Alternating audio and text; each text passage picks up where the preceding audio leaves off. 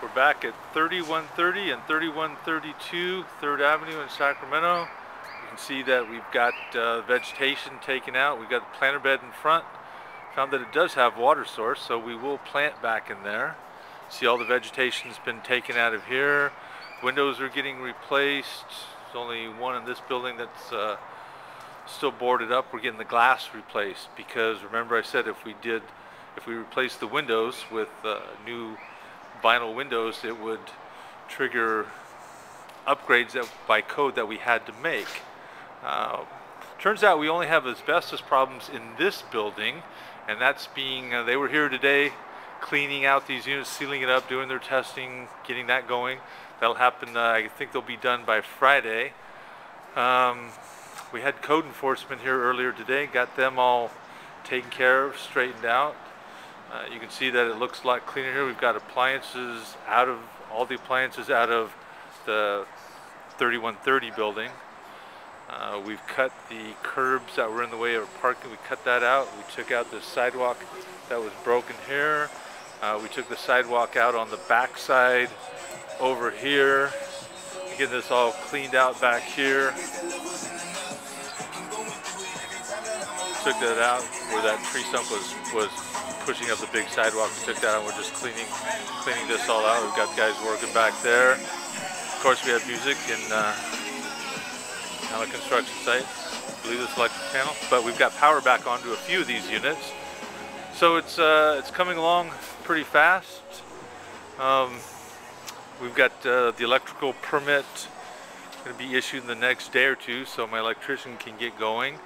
As it turns out, we're just really restoring these units back to what they look like when they were new.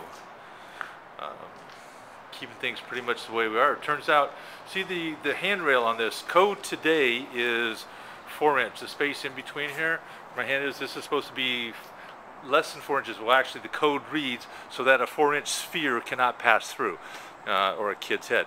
Back in the day when this was built, look at that. This is a different opening than this by quite a bit. But code enforcement guys said we're grandfathered in. So as long as we don't remove it, we're okay. Now we have to replace a couple of the treads, but what we'll do, we will slide that under and put it back, and so we will not remove it, and so we don't have to replace it. So what would not be legal if we were building this new today is acceptable because it's grandfathered in. The same with this rail upstairs, same with a whole lot of things that are grandfathered in, and so that's why we are just painting and repairing what's here and a whole lot of things. We're going to replace the wall heaters. As it turns out, if we replace a wall heater, we have to check that the flue is solid, attached all the way through, secure all the way through, up through the roof. Well, the only way to do that is to open up the walls, and that triggers another permit. So it's like, it's a whole big thing. So what we can do is we will repair all these wall heaters.